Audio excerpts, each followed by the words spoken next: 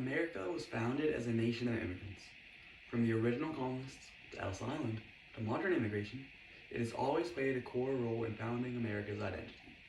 As centuries have gone by, the distinct cultures across the U.S. have slowly blended into a more general American culture, like a melting pot. The U.S. is arguably the most welcoming country to immigrants in the world, and one of the only places where, regardless of your culture, looks, or where you are from, you can call yourself an American. My name is Elias Clarkson, and I am proud to be an American. If you're listening to me, you're statistically almost certainly American. And with our current political situation and discourse over immigration, we tend to forget just how good we have it here. I hope to remind people that despite whatever happens in this country, or whatever your beliefs are, the United States is still and will always be a beacon of multiculturalism and freedom. Packing everything you own onto a cargo ship across an ocean is always going to be difficult. And growing up in a new foreign country, which for me was the US, can present unique challenges to a person's identity. For years, I struggled with who I was, but I have been able to assimilate and truly call myself an American while still retaining my culture, which I believe is something unique to the US due to its special melting pot idea. I am European. My mother comes from a small town in southern Sweden, while my father and I come from England. When I was young, my family moved to the US for better job and economic opportunity. Originally, the move was supposed to be temporary, but we loved the state so much we stayed and eventually received citizenship. Throughout this speech, I plan on discussing issues of identity and assimilation and why the US is so special as a melting pot. I immigrated to the US when I was very young. In fact, I barely even remember the move. The company my parents worked for at the time sponsored it, which was initially supposed to be only temporary, and eventually we would return back to England. But the weather, schooling, and job prospects were significantly better in the US, so we decided to stay. At first, I didn't necessarily consider myself American. I had a very noticeable accent, and sometimes I struggled to fit in at school. In first grade, I had to move again, but fortunately we stayed within North Carolina. I went to a new school, where I quickly made friends, and eventually from being with my friends, most of whom were born in the US, I began to feel more American. Of course, my story isn't unique, so I'd like to focus more on what makes America special and allow stories like mine to happen.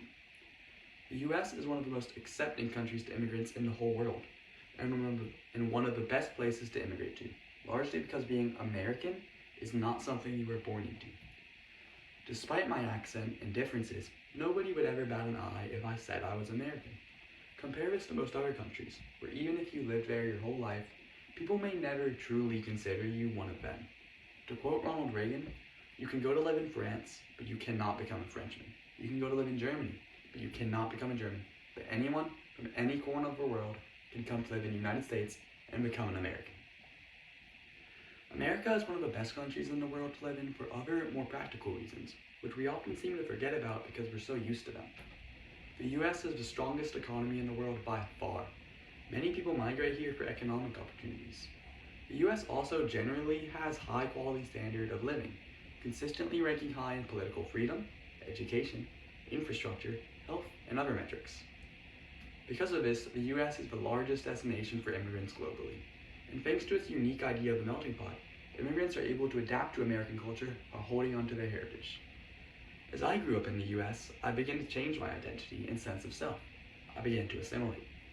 My accent shifted to a point where many people probably couldn't tell I was foreign born. I remember watching the Super Bowl for the first time in 2016 when the Panthers unfortunately lost to the Broncos. I started playing sports like flag football and baseball, which are quintessentially American.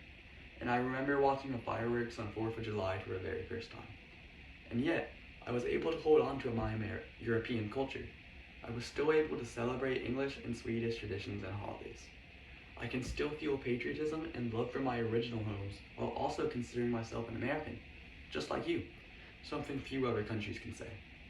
I hope my description of my experiences has helped you re-examine how we view immigration in our country as a whole. Although immigration is always a difficult process, the US is incredibly accepting of migrants, and it is possible to assimilate into American culture while maintaining your heritage. If you are an immigrant, or if your close family are immigrants, I hope you agree with me. Even if your family has been here for generations, I hope this evokes a feeling of gratefulness, because although the US is not perfect, we should all be proud of it. If somebody ever asked me who I really am, I would tell them that I am an American.